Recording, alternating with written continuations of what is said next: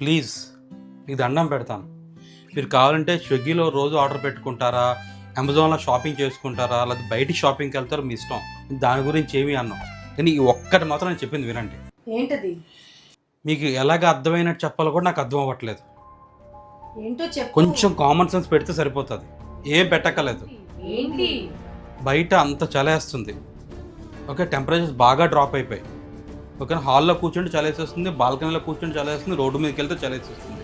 నేను నా రూమ్లో ఫ్యాన్ కూడా వేసుకోవట్లేదు. కానీ మీరు ఎందుకురా ఏసీ వేసేస్తున్నారు చలికాలంలో? హే ప్రభు ఇప్పుడు ఏసీ వేసి మామూలు పడుకుంటున్నాడు కాదు, ఫుల్ దుప్పటి కప్పేస్తున్నారు. But don't waste power like this. ఇంకే భాషలో చెప్పాలో నాకు అర్థం అవ్వట్లేదు. హిందీలో చెప్పు. హిందీలో ఏసీ బత్ కామ్ కరో, ఏసీ హిందీ నేర్చుకో చెప్పు. हाँ మేము ఏసీ వేయడం మానేస్తాం. हाँ నువ్వు ఆపరా. एसी बंद करो प्लीज। చెప్పిందంతా హిందీలో చెప్పు. बाहर बहुत ठंडा है, अंदर भी ठंडा है,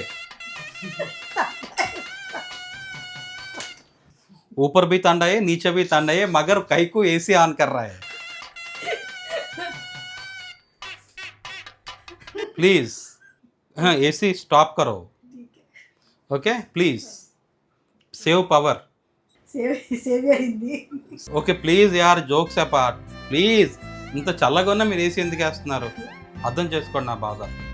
ఓకే, నా బాధే కాదు, ప్రతి కష్టపడి సంపాదించే హస్బెండ్ బాధ కూడా అర్థం చేసుకోండి. Okay thank you. సమ్మర్లో ఎలాగో మా మాట వినరు కదా.